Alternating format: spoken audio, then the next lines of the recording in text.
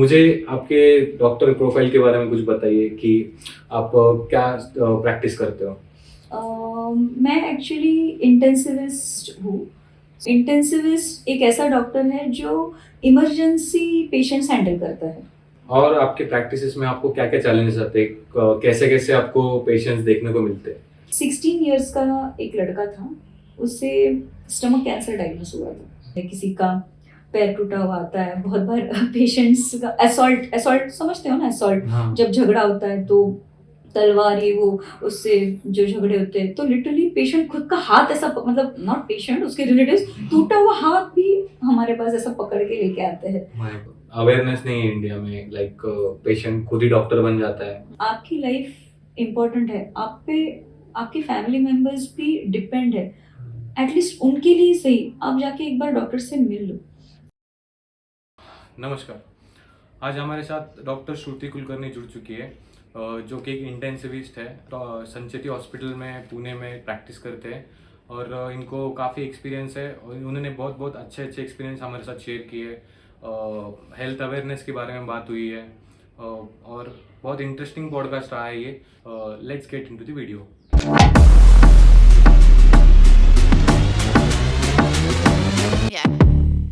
नमस्कार। नमस्ते। आज हमारे साथ डॉक्टर श्रुति कुलकर्णी आप ज्वाइन हो चुके हैं पॉडकास्ट के लिए। तो मुझे आपके डॉक्टर प्रोफाइल के बारे में कुछ बताइए कि आप क्या प्रैक्टिस करते हो? नमस्ते। मैं एक्चुअली इंटेंसिविस्ट हूँ। सो अभी आप कहेंगे कि व्हाट इज़ इंटेंसिविस्ट? तो इंटेंसिविस्ट एक ऐसा डॉक्टर है जो इमरजेंसी पेशेंट्स हैंडल करता है। अगर सिंपल लैंग्वेज में अगर आपको मैं बताना चाहूँ तो जो इमरजेंसी पेशेंट्स जो आते हैं कैजुअल्टी में, जिनको लाइफ को खतरा है, तो उन्हें हम उनकी जान हम कैसे बचाएँगे? तो ये सब इसमें हम एक्सपर्ट रहते हैं। तो अलग-अलग प्रोसीजर्स रहते हैं। आपने सुना होगा CPR, chest compressions, life saving procedures जैसे इंट्यूबेशन, जहाँ पे जब पेशेंट को सांस लेने में तकलीफ होती है, तो इंट्यूबेशन नाम का एक प्रोसीजर रहता है, जिसमें एक ट्यूब हम लंग्स में डाल के पेशेंट को ब्रीदिंग स्टार्ट करते हैं। तो ऐसे बहुत सारे, ये तो बेसिक बताया मैंने आपको, ऐसे बहुत सारे इमरजेंसी प्रोसीजर्स रहते हैं जिसमें हम एक्सपर्ट रहते हैं। तो हमारा रोल आप कह सकते हो कि हमारी फाइट डेली यमराज के साथ होती है, जो लोगों को लेने आता है लेकिन हम उसे लेके नहीं जाने देते, तो यहाँ हमारा रोल रहता है। So we save lives. और एक डॉक्टर होने के नाते आपको पेशेंट्स को देखना पड़ता है। आई नो कि आपका वो लेवल क्रॉस हो चुका रहेगा कि आपको कोई फर्क नहीं पड़ता है पेशेंट्स को देख के, मतलब फर्क नॉट लाइक दैट, बट एक फियर रहता है कि कैसे करे, कैसे हाथ लगाए। सो वो एक फियर से आप कैसे बाहर निकले, आप अपना बताइए। हाँ, ये आपका सवाल बिल्कुल सही है। स्टार्टिंग में वैसा फील होता था। अगर मैं आपको स्टार्टिंग से बताना चाहूँ, मैं कभी डॉक्टर नहीं बनना चाहती थी। I was good in math, मुझे हमेशा ऐसा लगता था कि मैं इंजीनियरिंग करूँ। मतलब हमारे टाइम पे जब बच्चों का करियर डिसाइड होता था, तो मेरे टाइम पे बस एक ही था, डॉक्टर या फिर इंजीनियर। और मेरा मैथ अच्छा था तो मैं इंटरेस्टेड थी इंजीनियरिंग करने में। बट मेरी माँ की इच्छा थी कि मैं डॉक्टर बनूँ, तो I tried for that, I did it. तब मुझे ऐसा लगता था कि मुझे खून से बहुत डर लगता है। अगर मैं डॉक्टर बनी, तब इतना क्लियर आइडिया नहीं था, मतलब मुझे ऐसा लगता था कि सर्जन जो रहते हैं बस उनको ही ब्लड के साथ टैकल करना पड़ता है। तो तब जब मैं 11th-12th में थी, तो मॉम ने तो मुझे बता दिया था कि तुमको डॉक्टर ही बनना है। तो तब से मेरे माइंड में ऐसा चलता था, मुझे तो ब्लड से बहुत डर लगता है, मैं तो ना फिजिशियन ही बनूंगी, मैं कोई सर्जन नहीं बनूंगी, सर्जन को ब्लड से खेलना पड़ता है, मैं नहीं बनूंगी। लेकिन ये भ्रम मेरा टूट गया बाद में जब मैंने प्रैक्टिस स्टार्ट की।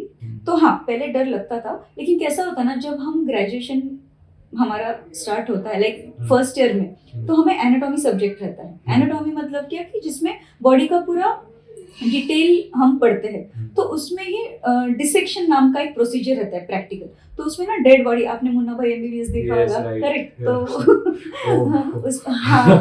तो वो हर हफ्ते हमारा डिसेक्शन चलता रहता था, तो धीरे धीरे वो डर निकल गया।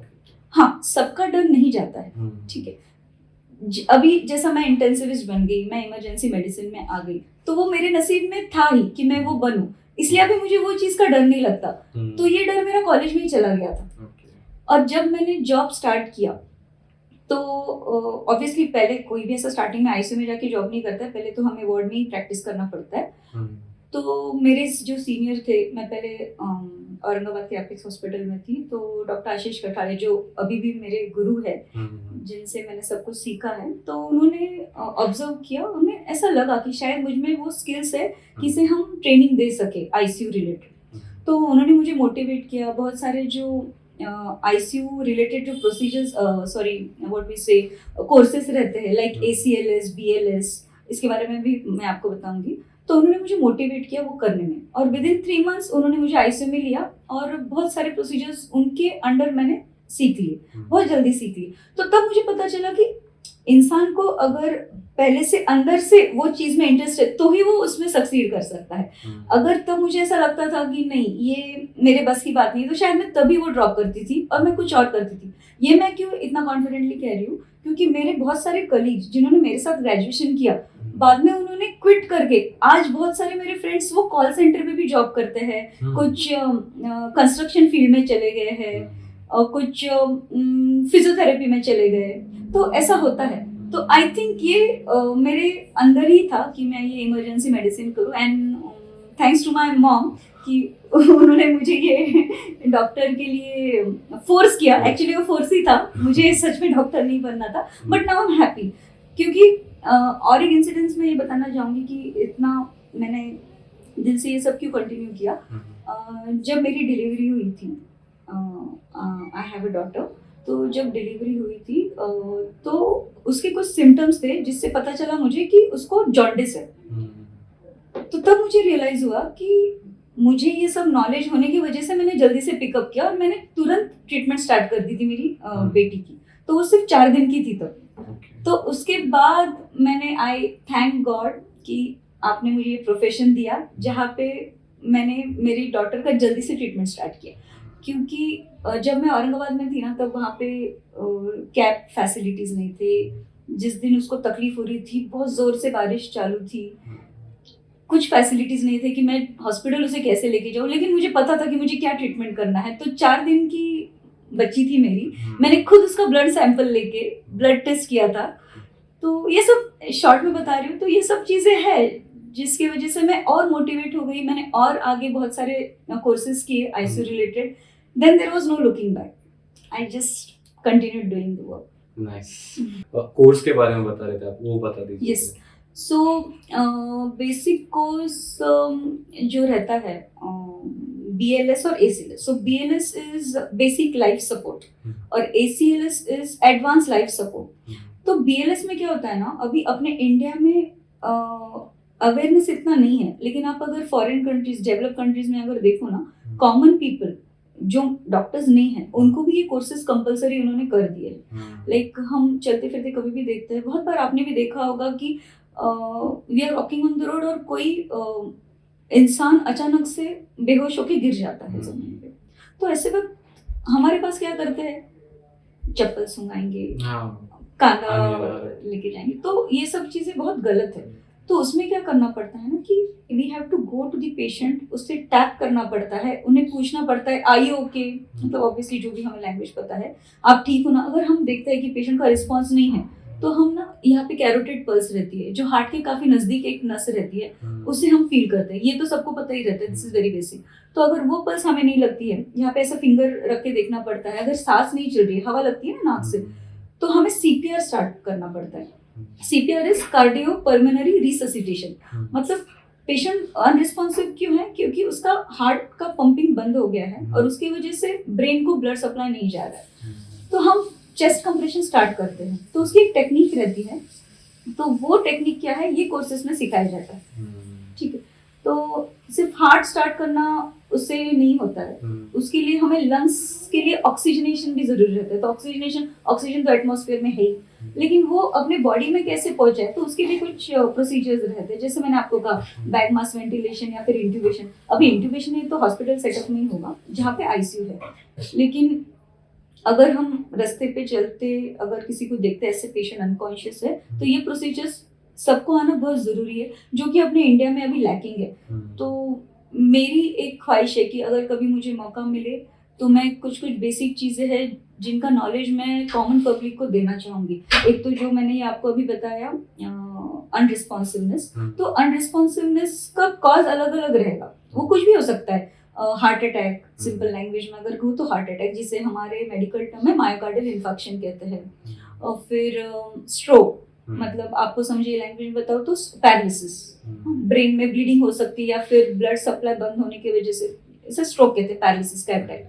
तो अनरिस्पॉन्सिवनेस होने के अलग अलग कॉजेस रहते हैं। शुगर कम हो जाती है, तो ये हमें पता करना पड़ता है।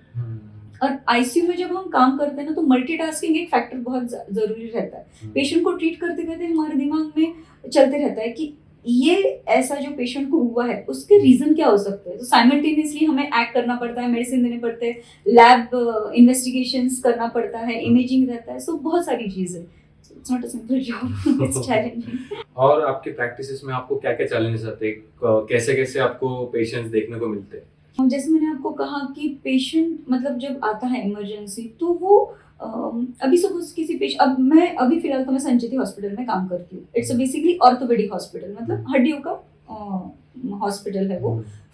वहाँ पे ज़्यादा तैनात पे जो बोन्स रिलेटेड जो है वो पेशेंट्स आते हैं। लेकिन ऐसा बहुत बार होता है कि वो प्राइम लोकेशन पे है, तो वहाँ से अगर कोई पेशेंट जा रहा है और उसको कुछ चेस्ट पेन हो रहा है तो हमारे पास आ जाता है। तो हम उसको ऐसा नहीं बोल सकते कि हमारे पास राउंड द क्लॉक कार्डियोलॉजिस्ट नहीं है या फिर हमारे पास कैथ लैब नहीं है। कैथ लैब मतलब जहाँ पे एंजियोग्राफी एंजियोप्लास्टी होती है ना, वो कैथ लैब वो नहीं है, हम वैसा नहीं बोल सकते। हमें वो प्राइमरी मैनेजमेंट उससे करना ही पड़ता है। बहुत बार ऐसा होता है कि पेशेंट के रिलेटिव्स वो विलिंग नहीं रहते एडमिशन के लिए, वो बोलते हैं कि आप कुछ तो भी दवाई दे दो और हम चले जाते हैं। तो तब हमें बहुत चैलेंजिंग हो जाता है, क्योंकि ऐसा बहुत बार होता है कि वो तब तो पेशेंट को लेके जाते हैं लेकिन बाद में पेशेंट और क्रिटिकल हो जाता है। कभी कभी हो सकता है कहीं और जाके वो एक्सपायर भी हो जाए, तब फिर आके वो हमें कहते हैं कि ये आपने पहले ही हमें बताना था कि एडमिशन ज़रूरी है, हम तो डॉक्टर्स नहीं, हमें थोड़ी समझ में आता है। तो उसके लिए ना मेडिको लीगल जो फॉर्मेलिटीज़ है वो हमें करना बहुत ज़रूरी रहता है। अभी कुछ कुछ मूवीज़ में आप देखते होंगे वो बताते हैं कि पहले फॉर्म भरो, वो बहुत एग्जैजरेटेड बताते हैं, ऐसा नहीं होता है। फॉर्म वगैरह भरना ऐसा कुछ कंपल्सरी नहीं रहता है। हम डायरेक्ट पेशेंट को यस ट्रीटमेंट हम स्टार्ट कर देते हैं, लेकिन साइमल्टेनियसली ये चीज़ें हमें करना ज़रूरी हो जाता है। अब हाँ, अगर हम देखते हैं कि पेशेंट का हार्ट अभी स्टार्ट नहीं हो रहा है तो हमें चेस्ट कंप्रेशन देना पड़ता है। तो कुछ कुछ लोग आके मतलब रिलेटिव्स जो है वो आके हमें कहते हैं ये क्या कर रहे हो, हमारे पेशेंट की छाती पे क्यों प्रेशर लगा रहे हो, उसकी वजह से हमारा पेशेंट खराब हो रहा है। तो ऐसे बहुत सारे चैलेंजेस होते हैं। प्लस ये तो लाइक माइंडसेट की बात होगी, इकोनॉमिकल चैलेंजेस भी रहते हैं। इंडिया में अवेयरनेस नहीं है रिगार्डिंग मेडिकल इंश्योरेंस। तो अभी हार्ट अटैक का पेशेंट आता है तो बहुत ज़रूरी रहता है कि उसे हार्ट अटैक मतलब हार्ट को जो एक वेसल सप्लाई करती है आर्टरी, उसमें क्लॉट हो जाता है, ब्लॉक हो जाता है और उसकी वजह से हार्ट को ही ब्लड सप्लाई नहीं जाता है। तो हार्ट पंपिंग या फिर कम हो जाता है या फिर सीवियर चेस्ट पेन की वजह से वाइटल्स में थोड़ी एबनॉर्मलिटीज आ जाती है। तो ऐसे वक्त एक इंजेक्शन देना पड़ता है जिससे पेशेंट की लाइफ तुरंत सेव हो सकती है, लेकिन वो इंजेक्शन रहता है बहुत कॉस्टली। तो ऐसे वक्त पेशेंट के पास अगर पैसा नहीं है तो we have no option but to ask them to go to some government hospital. ऐसा नहीं कि हम ट्रीटमेंट कुछ नहीं करेंगे, बेसिक चीज़ें हम तो स्टार्ट कर ही देते हैं। लेकिन अगर इंडिया में अगर आप कहो चैलेंजिंग चीज़ें तो ये दो चीज़ों का बहुत हमें प्रॉब्लम आता है। यस। आप एक हार्ट पेशेंट आपके कैजुअलिटी में इमरजेंसी में आए तो आप उसको स्टार्ट टू एंड कैसे ट्रीट करते हो, वो एक बता दीजिए। ओके, जब कोई पेशेंट आता है कहता है कि चेस्ट में बहुत पेन हो रहा है तो सबसे पहले हमें क्या करना रहता है कि उसके वाइटल्स, अभी वाइटल्स में क्या आता है कि ब्लड प्रेशर, उसका पल्स, फिर उसका ऑक्सीजन लेवल, ये सब हम देखते हैं और फिर ईसीजी निकालते हैं। तो ईसीजी निकालने के बाद हमें पता चलता है कि पेशेंट को हार्ट अटैक आया है कि नहीं। कभी कभी ऐसा होता है कि ईसीजी नॉर्मल आता है लेकिन सिम्टम्स पेशेंट के हार्ट अटैक के ही रहते हैं। तो ऐसे वक्त फिर हमें ट्रीटमेंट स्टार्ट करना पड़ता है। तो उसमें क्या करते हैं ना, विंडो पीरियड नाम की एक चीज़ रहती है हमारे मेडिकल टर्म में। विंडो पीरियड मतलब पेशेंट को सपोज ये टाइम से चेस्ट पेन स्टार्ट हुआ और वो हमारे पास आ रहा है दूसरे दिन। बहुत बार ऐसा होता है ना, typical Indian mentality, chest pain हो रहा है, नहीं एसिडिटी हुई होगी मुझे, खाना ये खा लिया वो खा लिया, एसिडिटी है, देख लेंगे बाद में, पैन टैबलेट ले लिए, खुद के दिल से ही ट्रीटमेंट ले लिए, या फिर किसी फार्मासिस्ट के पास जाके कोई टैबलेट ले लिया, ऐसा बहुत होता है अपने पास। तो पेशेंट आता है दूसरे दिन। तो ऐसे वक्त हमारे पास फिर मतलब डिले तो हो ही गया पेशेंट की ट्रीटमेंट में। तो जो इमरजेंसी हम कर सकते थे उस पर, एंजियोप्लास्टी, अगर आप मतलब नॉर्मल टर्म में अगर मैं कहूँ तो उसे एंजियोप्लास्टी आपको समझेगा, तो वो मिस हो जाता है। मतलब एंजियोप्लास्टी तो बाद में होगा, लेकिन थ्रोम्बोलाइज, ये कहना चाहती थी मैं, थ्रोम्बोलाइज मतलब कि वो जो थ्रोम्बस है ना, क्लॉट को हम थ्रोम्बस कहते हैं। हार्ट को सप्लाई करने वाली वेसल में जो थ्रोम्बस फॉर्म हुआ है उसे डिसॉल्व करने के लिए इंजेक्शन देना पड़ता है। अगर वही पेशेंट 2 घंटे के अंदर अगर हमारे पास आता था, तो हम वो थ्रोम्बोलाइज करके पेशेंट का तुरंत हार्ट नॉर्मल फंक्शनिंग स्टार्ट हो जाता है। लेकिन अगर अवेयरनेस ही नहीं है, पेशेंट खुद को मतलब निग्लेक्ट कर रहे हैं खुद के सिम्टम्स को, दूसरे दिन अगर आता है, तो ऐसे वक्त हमें क्या करना पड़ता है ना, पेशेंट को स्टेबलाइज करेंगे हम, उसके वाइटल्स मॉनिटर करके आईसीयू में शिफ्ट करेंगे। रिलेटिव्स को एक्सप्लेन करना पड़ता है कि इसे हार्ट अटैक ही आ रहा था। तो एक्सेप्टेंस नहीं रहता है लोगों में। बहुत सारी ऐसी पब्लिक है जिन्हें लगता है कि नहीं, शायद मतलब ये भी चैलेंजेस आते हैं हमें कि शायद डॉक्टर पैसा खाने के लिए ऐसा बोल रहा है। तो फिर वो ओपिनियन लेना स्टार्ट करते हैं, सेकंड ओपिनियन लेंगे, थर्ड ओपिनियन लेंगे।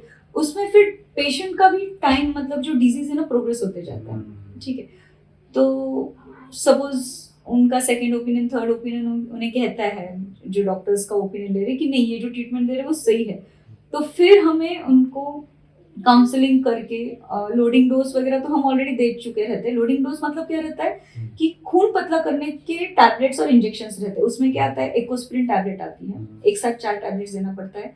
क्लोपिडोग्रेल नाम की एक टैबलेट रहती है, वो भी एक साथ 4 टैबलेट्स।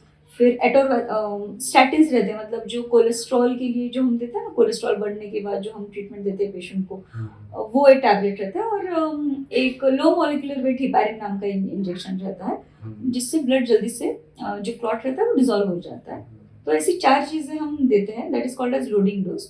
और वो होने के बाद फिर पेशेंट को कैथ लैब में लेके जाते हैं और एंजियोग्राफी होती है। तो एंजियोग्राफी में पता चलता है कि पेशेंट के हार्ट में कहाँ कहाँ ब्लॉकेजेस हैं, और अगर blockages if they are more than 80%, तो उसे तो एंजियोप्लास्टी करनी ही पड़ती है। कभी कभी ऐसा होता है कि मल्टीपल ब्लॉकेजेस है, बहुत सारे ब्लॉकेजेस है, तो तब पेशेंट को बाईपास सर्जरी हम एडवाइस करते हैं। और नार्कोटिक ड्रग्स एक होता है आपके टर्म, हाँ। तो उसको एक्सप्लेन कर दीजिए please. Okay, so see, narcotic drugs ना मोस्टली वो पेन मैनेजमेंट के लिए यूज होते हैं, लेकिन वेरी इजी एडिक्शन होता है वो चीज़ का। तो उसका जो स्टोरेज रहता है हमारे पास, वो बहुत स्पेशल तरीके से स्टोर किया जाता है। लॉक एंड की रहता है उसका, इजीली ऐसे कहीं पे भी मिल जाएगा, वार्ड में मिल जाएगा ऐसा नहीं होता। एक तो आईसीयू में रहता है, या फिर ऑपरेशन थिएटर में, या फिर फार्मेसी में। तो अलग अलग नार्कोटिक ड्रग्स है, लाइक मॉर्फिन, फेंटानिल। तो ये सेफ पेन किलर है, और ड्यूरिंग सर्जरी भी यूज करते हैं एज सिडेशन। मतलब उससे पेशेंट सो जाता है, उसे वो सर्जरी जो होती है परफॉर्म, उसका पता नहीं चलता है। तो उसके बहुत सारे रूल्स एंड रेगुलेशंस है, वो एक काफ़ी अलग बड़ा टॉपिक है। और उसका मिसयूज आज तक मैंने तो नहीं देखा है, होता होगा बट मेरे सामने तो, क्योंकि हमारे पास तो बहुत स्ट्रिक्टली वो चीज़ें फॉलो होती है। मतलब एक सपोज एक पोस्ट ऑप पेशेंट आता है हमारे पास, फॉर एग्जांपल एक स्पाइन सर्जरी का ले लो। स्पाइन सर्जरी काफ़ी क्रिटिकल सर्जरी रहती है, और उसमें ना पेन काफ़ी रहता है पेशेंट को after surgery, that is expected, वो तो हम पेशेंट को पहले ही समझा देते हैं। तो ऐसे वक्त जो आपको कुछ दवाई पता होगी पेन किलर, जैसे पैरासीटामोल हो गया या फिर डाइक्लोफेनाक हो गया, उससे कभी कभी पेशेंट का पेन नहीं रुकता है। तो ऐसे वक्त फिर नार्कोटिक ड्रग्स हमें यूज़ करने ही पड़ते हैं। तो उसके लिए काफ़ी बड़ी प्रोसीजर रहती है कंसल्टेंट की, मतलब हमारी वहाँ पे साइन लगती है। 3 प्रिस्क्रिप्शन रहते हैं, कार्बन कॉपी रख के वो प्रिस्क्रिप्शन लिखा जाता है। एक जाता है हमारे फार्मेसी में, एक हमारे रिकॉर्ड में रहता है, और एक नार्कोटिक डिपार्टमेंट में जाता है। तो उसका हर महीने काउंटिंग होता है कि पेशेंट की फाइल में वो देखते हैं कि ये पेशेंट को इतना इंजेक्शन दिया है, और उसका जो एम्प्यूल यूज एम्प्यूल वो भी क्रॉस चेक होता है। तो अभी तो काफी स्ट्रिक्ट हो गया है, तो उसका मिसयूज तो नहीं होता है। सो आपने बोला कि नार्कोटिक ड्रग्स एंड उसका प्रिस्क्रिप्शन लेना पड़ता है, तो प्रिस्क्रिप्शन भी एक चैप्टर रहता है, या उसके बारे में कुछ बता दीजिए। सो इन जनरल प्रिस्क्रिप्शन आप अगर पूछे हो, इन जनरल प्रिस्क्रिप्शन राइट। हाँ, मतलब हाँ। प्रिस्क्रिप्शन के भी वेरिएंट्स होते हैं, या फिर हमें जो पता है डॉक्टर लिख के देता है बस वही होता है, कुछ खुद से भी अलग होता है? नहीं, prescription is like a art. ठीक है, मतलब हमने पेशेंट देख लिया, हमको पता चल गया कि इसका वर्किंग डायग्नोसिस क्या है। आईसीयू रिलेटेड अगर आप कहोगे तो उसमें तो कोई चॉइस ही नहीं रहती है। पेशेंट को ये प्रॉब्लम है, हम जो चीज़ है वो प्रिस्क्राइब करेंगे, वो तो पेशेंट को हमें देनी ही पड़ेगी। लेकिन अगर आप ओपीडी प्रैक्टिस का अगर कहो तो वो थोड़ा प्रिस्क्रिप्शन अलग हो जाता है। मतलब अलग अलग टाइप के पेशेंट्स अलग अलग माइंडसेट लेके आते हैं। कुछ कुछ पेशेंट को ऐसा लगता है कि मेरी तबीयत खराब है तो डॉक्टर ने बहुत सारे मेडिसिन मुझे देनी ही चाहिए। कुछ कुछ पेशेंट तो दिमाग में रख के आते हैं कि मुझे इंजेक्शन ही लेके जाना है डॉक्टर के पास से। और कुछ कुछ पेशेंट ऐसे रहते हैं कि उन्हें सिर्फ डॉक्टर से काउंसलिंग से ही उन्हें ठीक लगने लगता है। तो वो एक आर्ट है, डॉक्टर को पेशेंट का माइंडसेट समझ के वो हिसाब से प्रिस्क्रिप्शन देना पड़ता है। यस। नाइस। और आपने आपने इमरजेंसी में आप रहते हो, तो आपने सबसे क्रिटिकल कौन सा केस देखा है आज तक का आपने, मतलब इसमें? देखिए, इसमें ना कोई कंपैरिजन नहीं हो सकता है। हर एक लाइफ इम्पोर्टेंट है, ठीक है, और अपने बॉडी का हर एक पार्ट इम्पोर्टेंट है। अगर मैं कहूँ कि कोई ब्रेन रिलेटेड मैंने क्रिटिकल पेशेंट देखा था तो हार्ट के साथ नाइंसाफी हो जाएगी। अगर मैं कहूँगी हार्ट रिलेटेड मैंने क्रिटिकल पेशेंट तो किडनी के साथ नाइंसाफी हो जाएगी। तो एवरी पेशेंट इज इम्पोर्टेंट, और जो भी क्रिटिकल केयर में पेशेंट आता है उसे कुछ ना कुछ तकलीफ होती है, इसलिए वो क्रिटिकल केयर में आता है। तो सभी जो केसेस है वो मतलब पेशेंट का बैड लक कि उन्हें वो होती है चीज़ें और वो हमारे पास आता है, but we try to treat them जितना हमसे हो सके, हम ट्राई करते हैं ट्रीट करना। लेकिन अगर आपको मैं एक किस्सा बताना चाहूँगी, मैं जब औरंगाबाद में थी सिग्मा हॉस्पिटल में, तो 16 इयर्स का एक लड़का था, उससे स्टमक कैंसर डायग्नोस हुआ था। तो वो एवरी 21 डेज हमारे पास कीमोथेरेपी लेने के लिए आता था। ही वॉज डूइंग वेल, सब इम्प्रूव हो रहा था। एक दिन अचानक क्या हो गया ना, वार्ड में था वो, और उससे अचानक खून की उल्टियाँ होने स्टार्ट हो गई। अब क्या होता है ना, पेशेंट जब बार बार आते हैं तो एक फैमिली सा रिलेशन बन जाता है। तो हमें कॉल आया था वार्ड से कि नाम नहीं ले सकती मैं, XYZ पेशेंट को खून की उल्टी हो रही है, जिसे हम मेडिकल टर्म में हिमैटेमेसिस कहते हैं। तो आईसीयू का ब्रदर वैसे ही भागा स्टेयरकेस से, लिफ्ट के लिए भी नहीं रुका। आईसीयू था 2nd फ्लोर पे, वो 6th फ्लोर पे वैसे ही स्टेयरकेस से भागा, और उसने देखा पेशेंट की हालत इतनी खराब है, उसने स्ट्रेचर के लिए भी वेट नहीं किया, उसने वो गोद में लिया, उसे गोद में उठाया। 16 साल का लड़का गोद में उठा के वो 6th फ्लोर से 2nd फ्लोर तक स्टेयर से उतर के आया। और मैं वहाँ आईसीयू में रेडी थी with all my emergency equipments. फिर वो पूरा खून आ रहा था, उसके ओरल कैविटी मुंह से सक्शन वगैरह किया, हमने ऑक्सीजन स्टार्ट किया और उसको इंट्यूबेशन किया, जो मैंने आपको स्टार्टिंग में बताया ना, जो सांस की नली हम डालते हैं लंग्स के ओपनिंग में, so that is called as intubation. और उसमें तो 5 मिनट तो गए ही होंगे उसको लेके आने में। तो इंट्यूबेशन किया, CPR स्टार्ट किया, और विद इन 1 साइकिल उसका हार्ट स्टार्ट हो गया था। तो लिटरली उसकी लाइफ सेव हो गई थी। तो वो एक किस्सा मैं कभी नहीं भूल सकती कि 16 साल मतलब काफ़ी कम उम्र, तो उसकी जान हमने उस दिन बचाई थी।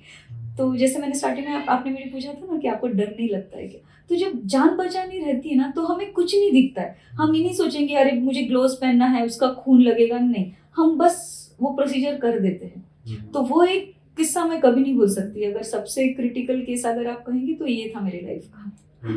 यस। और बहुत सारे एक्सीडेंट केसेस तो हम देखते रहते हैं। अभी तो मैं ट्रॉमा सेंटर मतलब संचिति में तो ट्रॉमा के बहुत सारे पेशेंट्स आते हैं, किसी का पैर टूटा हुआ आता है, बहुत बार पेशेंट्स का असॉल्ट समझते हो ना, असॉल्ट, जब झगड़ा होता है तो तलवार ये वो उससे जो झगड़े होते हैं, तो लिटरली पेशेंट खुद का हाथ ऐसा मतलब नॉट पेशेंट, उसके रिलेटिव्स टूटा हुआ हाथ भी हमारे पास ऐसा पकड़ के लेके आते हैं। My God. जैसे आपने बताया अभी कि पेशेंट के रिलेटिव्स उसका हाथ भी टूटा हुआ रहा तो वो भी लेके आते हैं आपके पास, तो आप वो हाथ का क्या करते हो? मतलब आप कैसे उसको ट्रीट करते हो, या आपके मतलब टेक्नोलॉजी भी आप भी इतनी डेवलप हो चुकी है कि कर सकते हैं हाथ भी?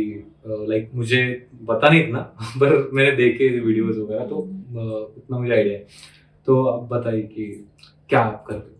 हाँ, मतलब इसमें भी फिर वही चीज़ आएगी, विंडो पीरियड, कि कब वो ट्रॉमा हुआ था और कितने घंटों में हमारे पास पेशेंट आ रहा है, क्योंकि वो जो ब्लड सप्लाई जो रहता है, कुछ टाइम फ्रेम के बाद अगर पूरा स्टॉप हो जाता है तो गैंग्रीनस चेंजेस स्टार्ट होते हैं। अगर टाइम पे आ रहा है तो जैसे आपने कहा टेक्नोलॉजीज तो काफ़ी बढ़ गई है, कोर्सेस इतने बढ़ गए हैं कि अभी मतलब स्पेशलाइजेशन इतने चीज़ों में हुआ है, हैंड स्पेशलिस्ट, शोल्डर स्पेशलिस्ट, तो होते हैं ऐसे सर्जरीज, हमने ट्राई भी किए हैं। यहाँ से रिस्ट के पास से टूटा हुआ हाथ हमने सक्सेसफुली उसे मैनेज किया था और अभी पेशेंट वो ठीक है। यस, होता है ऐसा। और आप मतलब एडवांस टेक्नोलॉजी के बारे में कुछ बताइए कि आगे जो फ्यूचर में आने वाले हैं, आपको कुछ आइडिया है उसके बारे में? कि लाइक अभी प्रोस्थेटिक्स आ गए, वो भी प्रोस्थेटिक्स भी बहुत एडवांस हो गए। पहले प्रोस्थेटिक्स बस लगा के चलने के लायक थे, अभी आप उससे भाग भी सकते हैं या फिर कुछ भी कर सकते हैं नॉर्मल लेग की तरह। सो उसके बारे में कुछ बताइए कि वो फील्ड में कुछ एडवांस टेक्नोलॉजीज आपके फील्ड में कैसे क्या एक्ट करते हैं? हाँ, अभी जो हमने जो बात की थी, जो एग्जांपल हमने दिया था टूटा हुआ हाथ वगैरह, तो इसे हम मेडिकल टर्म में एम्पुटेशन कहते हैं, ठीक है। तो सर्जरी के 4 to 6 मंथ्स के बाद वो जो एम्पुटेड पार्ट, स्टम्प जो उसे हम स्टम्प कहते हैं, वो अगर ठीक से हील हो जाए तो प्रोस्थेसिस बिठाते हैं। हमने देखा है पेशेंट हिमालय भी चढ़ते हैं विद प्रोस्थेसिस, दोनों पैर टूटे हुए हैं, उसको बाद में प्रोस्थेसिस, हिमालय तक भी जाते हैं, प्रॉपरली चल के भाग भी सकते हैं। And this is fact, not at all exaggerating.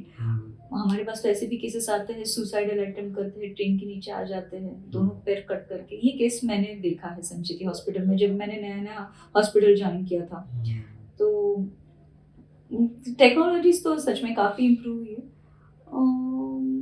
But what matters is again money. अगर गवर्नमेंट को हमें कुछ सजेशन देना है तो उन्होंने कंपलसरी सबको मेडिकल इंश्योरेंस, और ठीक है मेडिकल इंश्योरेंस भी अगर नहीं होता है तो गवर्नमेंट हॉस्पिटल में ये सब फैसिलिटीज़ उन्होंने अपग्रेड करनी चाहिए, तो जाके कॉमन पीपल का भी उसमें फ़ायदा हो सकता है। बहुत एक्सपेंसिव रहता है सब, काफ़ी एक्सपेंसिव रहता है। हाँ, कुछ कुछ एनजीओज या फिर सोशल वर्कर्स रहते हैं जो करते हैं डोनेट ये सब चीज़ें काफ़ी, लेकिन फिर क्वालिटी में फिर डिफरेंस आ जाता है, वो एक चीज़ है। थोड़ा अलग सवाल पूछना चाहूँगा कि जैसे कि आपने स्टार्टिंग में बताया कि लाइक बॉडी पे आप सीखते हो सब चीज़ें डेड बॉडी पे, सो वो जो डेड बॉडीज लोग डोनेट करते हैं, हाँ, सो क्या सोच के लोग डोनेट करते रहे कि अभी ये मेरे डेड बॉडी से सीखेगा? सो आप इंडियन कल्चर में तो ये करना मतलब लास्ट राइड करना इज इम्पोर्टेंट, तो वो छोड़ के लोग कैसे डोनेट करते हैं? कुछ आइडिया है आपको उसके बारे में? मैंने काफ़ी सोचा था। जब कोई क्रिटिकल पेशेंट रहता है, हमें पता चल जाता है कि ये पेशेंट शायद इसकी लाइफ सच में अभी खतरे में है, तो कुछ कुछ हॉस्पिटल्स में रिलेटिव को जाके वो समझाना स्टार्ट करते हैं कि इन केस ऐसा कुछ होता है तो आप इंटरेस्टेड हो क्या डोनेशन में। तो उसमें अलग अलग डोनेशंस रहते हैं, होल बॉडी डोनेट भी कर सकते हैं या फिर आई डोनेशन, अलग अलग ऑर्गन डोनेट कर सकते हैं। तो स्टार्टिंग में मुझे वही लगता था कि रिलेटिव्स कैसे क्या रेडी हो रहे, क्योंकि मैं एक मिडिल क्लास फैमिली से आती हूँ, तो मेरे भी कुछ इमोशंस अटैच हो ही जाते हैं। तो जो लोग रेडी हो जाते हैं, जिसे देहदान कहते हैं, जो लोग रेडी हो जाते हैं शायद उनके साथ कुछ एक्सपीरियंस ऐसे हुए होंगे, उन्होंने कुछ ऐसा एक्सपीरियंस किया होगा जिससे वो खुद को मरने के बाद भी लोगों के लिए सेवा कर सके, ऐसी भावना उनके अंदर रहती है, तभी वो पॉसिबल हो सकता है। क्योंकि ये काफ़ी बड़ा डिसीजन है और जो लोग इसे ऑप्ट करते हैं, मुझे सच में उन पे प्राउड फील होता है कि वो खुद की बॉडी मरने के बाद भी किसी के काम आ सकती है, सीखने के लिए काम आ सके, क्योंकि उसके बाद ही तो डॉक्टर्स बनेंगे। जब तक हम प्रैक्टिस नहीं करेंगे तो हम कैसे मतलब इतने सक्सेसफुल डॉक्टर्स बन सकते हैं, पेशेंट को ट्रीट कर सकते हैं।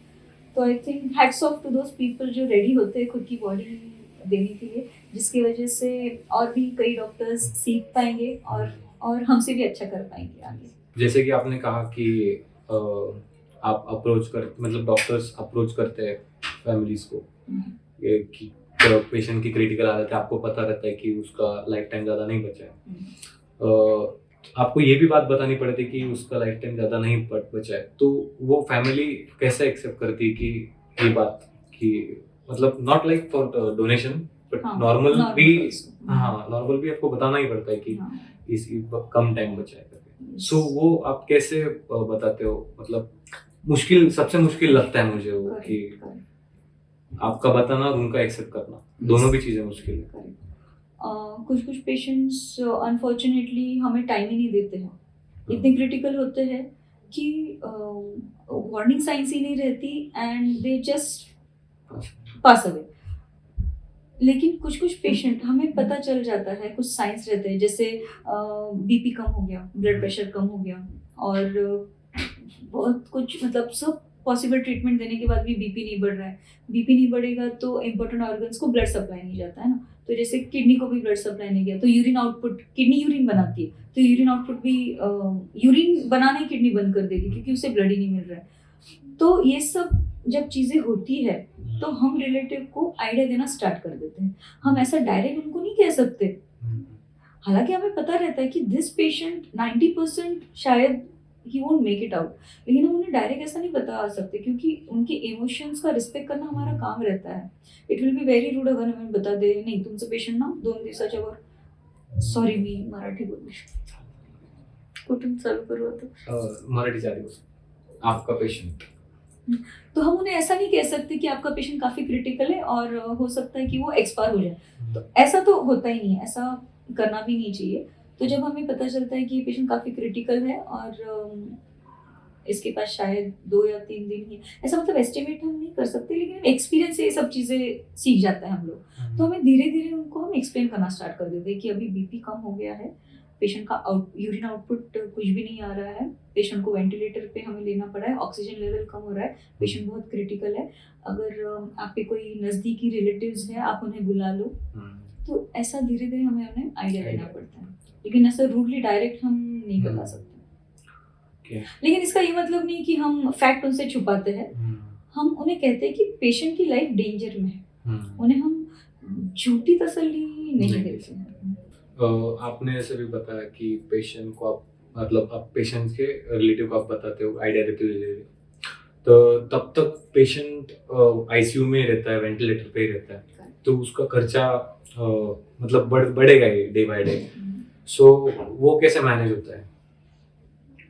पेशेंट का अगर इंश्योरेंस है तो प्रॉब्लम नहीं आता है, ठीक है, लेकिन बहुत बार ऐसा होता है कि पेशेंट अफोर्ड नहीं कर सकते हैं, आई मीन उनके रिलेटिव्स अफोर्ड नहीं कर सकते हैं, हम उन्हें आइडिया तो दे देते हैं, लेकिन एक वेजिटेटिव स्टेट नाम का एक टर्म रहता है, उसमें क्या होता है ना कि पेशेंट को हम जो बाहर से सपोर्ट दे रहे हैं, वेंटिलेटरी सपोर्ट, बीपी बढ़ाने के लिए कुछ इंजेक्शंस रहते हैं, तो जब तक ये चालू रहेंगे तब तक तो patient hill be alive, patient को मोस्टली कुछ नहीं होता है, मतलब उसके डिजीज पे डिपेंड करता है कि वो कौन से बीमारी में है, उस पर डिपेंड करेगा। तो ऐसे वक्त पेशेंट का लाइफ प्रोलॉन्ग हो जाता है बट क्वालिटी नहीं रहती है, तो हमें उनको ऑप्शन देना पड़ता है कि पेशेंट का जो कंडीशन है अभी ये स्टेज तक आ गया है कि अगर वो मतलब बच भी जाए तो वो होश में नहीं आएंगे, उठ के चल नहीं पाएंगे, उनका नॉर्मल लाइफ फिर से स्टार्ट नहीं होगा, तो ये आइडिया हम देते। फॉरेन कंट्रीज में यूथेनेशिया आपने सुना होगा, यूथेनेशिया मतलब कि रिलेटिव्स या फिर पेशेंट खुद कंसेंट देता है कि अभी मुझे ये जो बीमारी है वो ठीक नहीं हो सकती है, तो मैं साइन देता हूँ कि आप मुझे अभी मुझे आगे और जीना नहीं है, तो कुछ इंजेक्शंस के द्वारा, वो प्रोसीजर काफ़ी अलग है, पेशेंट को फिर वहाँ के डॉक्टर्स उसकी जो भी ओपिनियन है उसका रिस्पेक्ट रखते हुए पेशेंट को फिर विथ सम प्रॉपर अभी वो हम कहने के लिए टर्म भी नहीं यूज टर्म कर सकते हैं। यूज नहीं कर सकते हैं। सो इंडिया में वो अलाउड नहीं है, ठीक है। तो इंडिया में क्या अलाउड है, we call it as EOLC, that is end of life care. Okay. End of life care. तो इसमें हम क्या करते हैं, जब हम रिलेटिव को एक्सप्लेन करते हैं कि पेशेंट अभी ये स्टेज तक आ चुका है कि इसके आगे उसका बचना मुश्किल है, और वो कब पास अवे लाइक एक्सपायर हो जाए ये भी हमारे हाथ में नहीं है।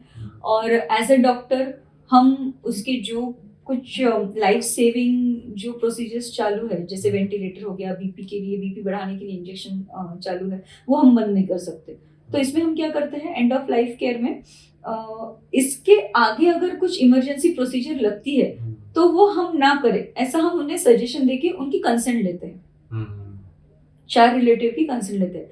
क्योंकि इंडिया में ऐसा होता है कि अब सपोज एक फीमेल पेशेंट एडमिट है, तो फर्स्ट रिस्पॉन्सिबल पर्सन कौन है, उनके हस्बैंड। लेकिन उसके साथ वो पेशेंट के पेरेंट्स भी आ जाएंगे, तो बाद में इश्यूज हो सकते हैं, फैमिली कॉन्फ्लिक्ट्स हो सकते हैं। तो ऐसे वक्त हमें 4 सिग्नेचर्स लेना जरूरी हो जाता है। तो ऐसे सिग्नेचर्स लेके फिर जब पेशेंट को अगर इसके बाद और सपोज हार्ट उसका बंद पड़ गया, जो हम CPR देते हैं ना, स्टार्टिंग मैंने आपको बताया था, तो वो हम नहीं देंगे, उसको पीसफुली हम जाने देंगे। तो उसमें हम क्या केयर लेंगे कि पेशेंट को पेन ना हो, सबसे जरूरी पेन ना हो। तो पेशेंट को माइल्ड सिडेशन देके हम उसे सुलाते हैं, और पेन मैनेजमेंट अच्छे से करते हैं, फीडिंग देते हैं। फीडिंग अभी पेशेंट वेंटिलेटर पे अगर है तो मुंह से तो खाना नहीं जाता है, तो नाक से नली डाल के जो पेट में जाती है उससे हम फीडिंग देते हैं। और अगर पेशेंट के रिलेटिव्स की अगर इच्छा है कि उनके जो रिलीजियस जो उनके व्हाट वी कॉल सेंट्स वगैरह जो रहते हैं उनके क्या कहते हैं उन्हें, साधु या जो भी मॉन्क्स टाइप, राइट। तो एज पर देयर रिलीजन तो हम उन्हें परमिशन देते हैं कि अगर ऐसा कुछ है तो आप उन्हें बुला के प्रेयर्स ये जो भी है वो कर सकते हैं। एनेस्थेटिस्ट के बारे में कुछ बता दीजिए। एनेस्थेटिस्ट ये एक ब्रांच है, जैसे अभी मैं इंटेंसिविस्ट हूँ, वैसे एनेस्थेटिस्ट दे स्पेशलाइज इन एनेस्थेशिया ड्रग्स। मतलब जब सर्जरी होती है या कोई भी प्रोसीजर होती है, पेशेंट को हमें भूल का इंजेक्शन देना पड़ता है, राइट। तो वो एनेस्थेशिया के डॉक्टर्स करते हैं, उन्हें एनेस्थेटिस्ट कहा जाता है। वो एक स्पेशल ब्रांच है। तो वो पोस्ट ग्रेजुएशन में एक अलग फैकल्टी है। जैसे कि आपने पहले बताया कि अवेयरनेस नहीं है इंडिया में, लाइक पेशेंट खुद ही डॉक्टर बन जाता है, खुद ही मेडिसिन लेके, लाइक हार्ट का पेशेंट है, मेरे पापा का भी वैसा ही हुआ, कि उन्होंने पहले तो हॉस्पिटल में जाने के मना कर दिया कि सेम लाइक एसिडिटी है मुझे, मैं गोली लेके ओके हूँ। फिर नेक्स्ट डे हॉस्पिटल में जाने के बाद पता चला कि हार्ट अटैक है। तो एक अवेयरनेस मैं खुद भी फैलाना चाहता हूँ कि लोगों तक पहुँचाना चाहता हूँ कि ऐसा मत, मतलब नहीं करना चाहिए। तो आप इसके बारे में क्या बात करना चाहिए? बिल्कुल सही कहा, ये तो हम डे टू डे वही फेस करते हैं। अभी मैं डॉक्टर होने के बावजूद कभी कभी मेरा भी कंट्रोल मेरे घर वालों पे नहीं रहता है। ऐसा हो जाता है, नहीं सुनते हैं।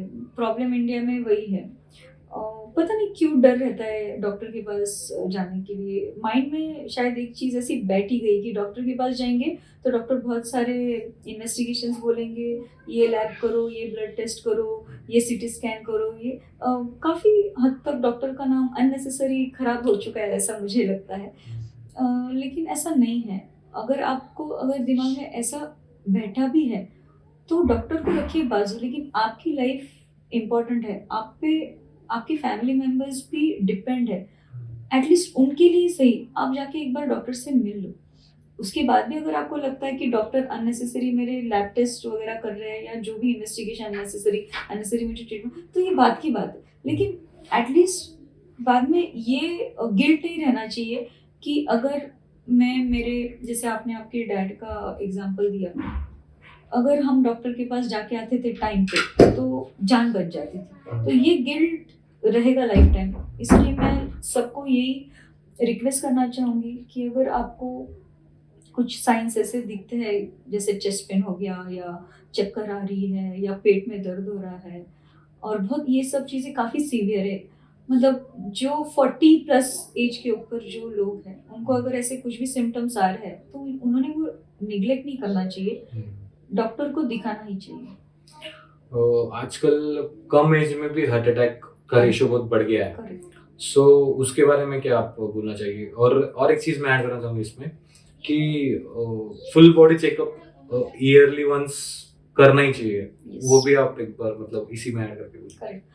यंग क्लास में यू राइट, ये सब चीज़ें काफ़ी बढ़ गई है, तो उसके रीजंस है लाइफस्टाइल चेंजेस, स्ट्रेस, कंपटीशन इतना बढ़ गया है, everyone is running for money, to be very frank. अब पैसा है इम्पोर्टेंट है, सब कुछ नहीं है लेकिन पैसा इम्पोर्टेंट है।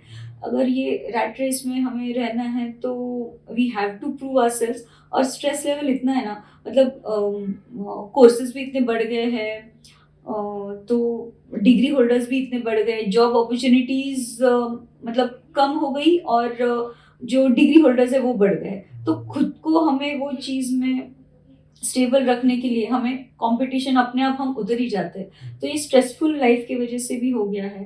प्लस एडिक्शंस, एडिक्शंस एक ऐसी चीज़ है जो पुराने ज़माने में थी, लेकिन इतने जो अभी जो लिमिट ही क्रॉस हो गई है, पहले आई थिंक ऐसा नहीं था।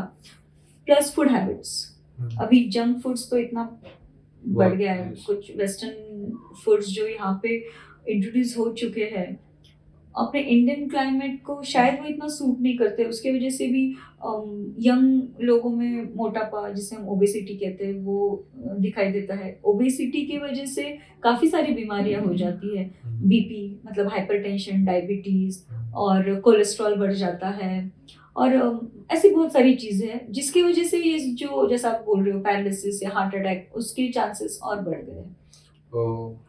तो साल में एक बार medical checkup, yes, full body check. Yes, correct. तो नेचर का ऐसा है ना, अगर वो कोई खराब चीज़ हमें अपनी लाइफ में लेके आता है तो उसके साथ एक सोल्यूशन भी देता है। तो उसका सोल्यूशन यही है कि health checkup, regular health checkup होना ज़रूरी है।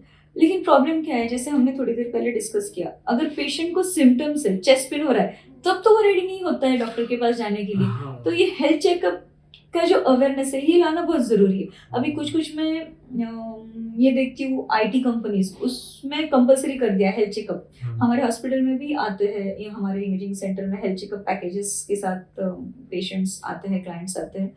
तो ये एक चीज़ अगर इंडिया में बढ़ जाए तो काफ़ी चीज़ें इम्प्रूव हो सकती है, मतलब अर्ली डायग्नोसिस हो जाएगा किसी बीमारी का। फॉर एग्जाम्पल कैंसर, ये सबसे डरावनी बीमारी जो हमें पता है, कैंसर, उसके सिम्टम्स कब दिखते हैं? 10 साल के बाद। यस, अभी उसके कंपेयर में अगर मैं कॉमन कोल्ड लूँ, जो हमें सीजन चेंज होने के बाद जो सर्दी खांसी होती है ना, that is common cold, viral रहता है वो। उसका पीरियड क्या रहता है? फ्यू आवर्स, कुछ घंटों में पता चल जाता है कि मुझे वायरल फीवर हो गया है, कॉमन कोल्ड हो गया, तो उसका ट्रीटमेंट तुरंत हम स्टार्ट कर देते हैं। कैंसर का क्या होता है ना कि उसके सिम्टम्स स्टार्ट होते हैं 10 साल के बाद। तो हेल्थ चेकअप यहाँ इम्पोर्टेंट हो जाता है। सेम हार्ट अटैक, उसमें भी पता चल जाएगा, क्योंकि कुछ ब्लड टेस्ट रहते हैं, लाइक कोलेस्ट्रॉल चेक हो जाएगा, उसमें पता चल जाता है कोलेस्ट्रॉल अगर हाई है तो हाई चांसेस है पेशेंट को हार्ट अटैक आ सकता है या फिर पैरालिसिस हो सकता है, ये हाई चांसेस है। तो health checkup, yes, it will definitely help, होना ही चाहिए साल में एक बार। आप पेशेंट को जब ट्रीट करते हो, जब केयर करते हो, तो आपकी साइकोलॉजी क्या रहती है? एक डॉक्टर की साइकोलॉजी क्या रहती है जब वो ऑपरेट करता है या फिर पेशेंट को ट्रीट करता है?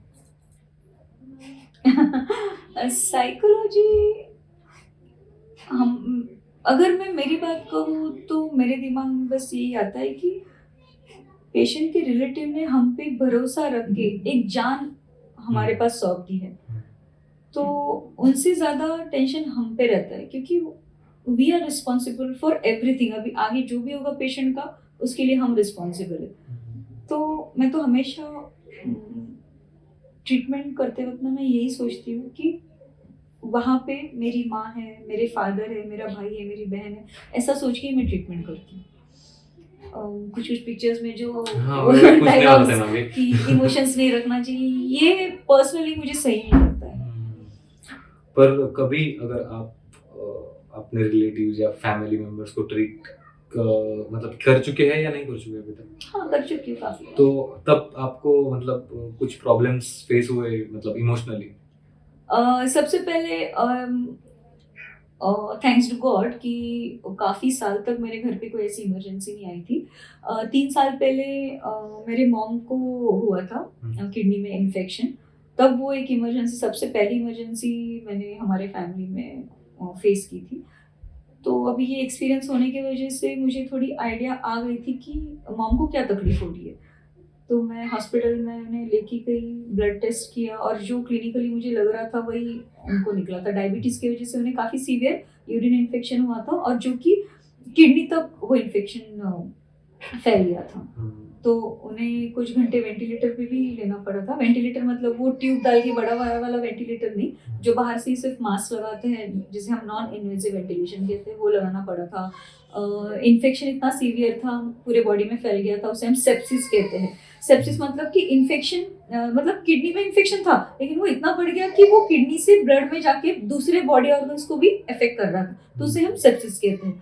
तो इतना बढ़ गया था, उसकी वजह से उनका बीपी ड्रॉप हो गया था, उनको बीपी बढ़ाने के इंजेक्शन स्टार्ट किए गए थे। तो मैं रात भर मॉम के बेड के बाजू बैठ के मैं उनके यूरिन का एक एक ड्रॉप मेजर कर रही थी।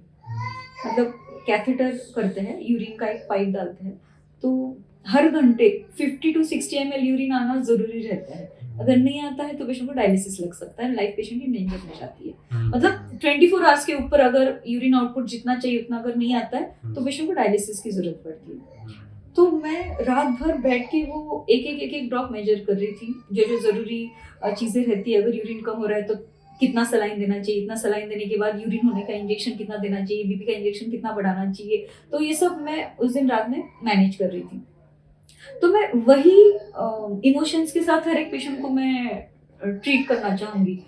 उसके बिना दिल से ट्रीटमेंट नहीं होगा ऐसा मुझे लगता है। मतलब पेशेंट आ गया, मैंने सिस्टर को बोल दिया कि हाँ ये ट्रीटमेंट है, तुम दे दो, उसके बाद मैं देखूंगी नहीं, ऐसा नहीं होता है। क्लोज मॉनिटरिंग, ये जो कंसेप्ट है आईसीयू में, ये बहुत इंपॉर्टेंट रहता है। साथ में अगर आप पेशेंट के पास जाओ, उनसे बात करो, क्योंकि आईसीयू में जो पेशेंट रहता है ना, उन्हें दिन है कि रात है कुछ समझ में नहीं आता। आप इमेजिन करो, मैं अगर आपको 2 दिन कंटिन्यू 2 दिन आपको एक बंद कमरे में बिठाऊं, हो सकता है कि हेक्टिक शेड्यूल है, आप कहोगे कि नहीं नहीं मुझे तो अच्छा है, मैं तो आराम करूंगा, लेकिन वैसा नहीं होता है। उससे आईसीयू साइकोसिस डेवलप होता है। इसलिए जो पेशेंट आईसीयू में रहते हैं उनके साथ एक हेल्दी रिलेशनशिप मेंटेन करना बहुत ज़रूरी रहता है। कोई ओल्ड एज अंकल है, आंटी है, थोड़ा उनके फोरहेड से ज़रा हाथ घुमा लेना। मैं आपकी बेटी जैसे हूँ, आपको कुछ तकलीफ हो रही है क्या, मुझे बताओ। आपको कुछ बेड तो ठीक है ना आपका, अनकंफर्टेबल तो नहीं है ना, आपको भूख लग रही है क्या, आपको पानी चाहिए क्या, आप कुछ रहा तो हम सामने बैठे हैं, हमें आवाज़ दो। तो ये सब हम कम्युनिकेट करते रहते हैं पेशेंट के साथ। Emotional comfort. Yes, that is very important. तो आपने एक टर्म यूज किया अभी, आइसोलेट समथिंग हो जाता है 2 दिन, आपने बोला कि एक कमरे में। आईसीयू साइकोसिस, हाँ, उसको जरा इलेबोरेट कीजिए। आईसीयू साइकोसिस मतलब क्या है ना, पेशेंट जब आईसीयू में रहता है, एक तो वो देखता है कि जो भी डॉक्टर्स है, मामा मौसी सिस्टर्स है, उनकी भागम भाग चलती रहती है। एक ही पेशेंट नहीं रहता, दूसरे पेशेंट को भी हम देखते रहते हैं। तो एक डिप्रेशन सी फीलिंग आ जाती है कुछ कुछ पेशेंट्स में कि ये क्या हो गया मेरे साथ, और मेंटली डिस्टर्ब हो जाता है। तो उसके सिम्टम्स क्या रहते हैं ना, पेशेंट अलग ही कुछ तो भी बातचीत करना स्टार्ट कर देता है, जिसे हम इरिलेवेंट टॉक कहते हैं। डेलीरियम में जाता है, मतलब वो फ्रेश फील नहीं करेगा, बार बार सोते रहेगा और उठने के बाद कुछ भी अलग ही तरीके की बातें करेगा। मतलब सिंपल लैंग्वेज में कहते तो अलग ही बड़बड़ करेगा वो टाइप का हो जाता है। तो उसे हम आइसोसाइकोसिस कहते हैं। लेकिन ये टाइम टू टाइम अगर हम ट्रीट नहीं करें तो ये काफ़ी एडवांस लेवल तक जा सकता है, जो कि बाद में उससे हैंडल करना बहुत मुश्किल हो जाता है। कुछ कुछ पेशेंट को एडिक्शंस रहते हैं, टोबैको के एडिक्शंस, अल्कोहल के, या फिर सिगरेट स्मोकिंग के एडिक्शंस। तो ऑब्वियसली हॉस्पिटल में तो ये सब चीज़ें बंद हो जाती है। तो ये भी एक चैलेंजिंग बात मैं आपसे शेयर करना चाहूँगी। तो ऐसे पेशेंट में ना, ये जो विड्रॉल होता है उसकी वजह से जो सिम्टम्स आते हैं वो ट्रीट करना भी ज़रूरी रहता है। तो आपको पता होगा सिगरेट में या फिर टोबैको में निकोटिन रहता है, तो हमें ऐसे निकोटिन पैच उन्हें लगाना पड़ता है। माइल्ड नींद की कुछ गोलियां देनी पड़ती है। उसमें अगर मतलब डेली जिनको अल्कोहल लगता है, ऐसे अगर पेशेंट्स आए, उनको तो मैनेज करना बहुत मुश्किल हो जाता है, बहुत मुश्किल हो जाता है, क्योंकि अगर स्मोकिंग का हैबिट है तो उन्हें हम निकोटिन पैच लगा देते हैं, या फिर जिनको मिश्री या फिर टोबैको खाने की आदत है, उन्हें लिटरली हमें टोबैको खाने को देना पड़ता है। हाँ, उसकी वजह से उनको कॉन्स्टिपेशन भी होता है, यू अंडरस्टैंड कॉन्स्टिपेशन, वो भी हो सकता है, या फिर वो कुछ भी ट्रेमर्स स्टार्ट हो जाते हैं, कुछ भी बड़बड़ करना स्टार्ट कर देते हैं। लेकिन अगर क्रॉनिक अल्कोहलिक मतलब जो बहुत सालों से 20-30 सालों से डेली शराब पीता है, उसे हम क्रॉनिक अल्कोहलिक कहते हैं। ऐसे पेशेंट को ट्रीट करना बहुत चैलेंजिंग हो जाता है उनके लिए, तो मतलब केमिकल थेरेपी मीन्स कुछ टैबलेट्स है वही देना पड़ता है, और कुछ मल्टीविटामिन B12 मल्टीविटामिन सप्लीमेंट्स जो होते हैं वो इंजेक्शन देना पड़ता है, क्योंकि बहुत सालों से अल्कोहल लेने की वजह से कुछ विटामिन की कमतरता आ जाती है पेशेंट्स में, फिर वो रिप्लेस करना पड़ता है, जिसका इफेक्ट ब्रेन पे भी हो जाता है। डॉक्टर श्रुति, आपका हमारे पॉडकास्ट पे आने के लिए बहुत बहुत शुक्रिया। आज हमने बहुत सारी बातें की अवेयरनेस के बारे में, हेल्थ इश्यूज के बारे में, लोग जो पेशेंट्स बढ़ रहे हैं उसके बारे में। सो पेशेंट्स कम होने चाहिए और अवेयरनेस फैलना चाहिए लोगों में हेल्थ के बारे में। साल में एक बार तो फुल बॉडी चेकअप करना ही चाहिए सभी ने। और थैंक यू, आप इधर आए। और आपको कैसा लगा पॉडकास्ट पे आके? I am feeling very happy, मुझे बहुत खुशी हुई कि मुझे एक ऐसा प्लेटफॉर्म मिला जहाँ पे मैं मेरे एक्सपीरियंस शेयर कर पाई, और कुछ चीज़ें जो बहुत दिनों से मैं सोच रही थी पब्लिक तक मैं पहुँचाऊँ, जैसे अवेयरनेस की बातें हमने की। तो मुझे बहुत खुशी है कि आपने मुझे मौका दिया आपके पॉडकास्ट पे आने का। I am very thankful to you. Thank you.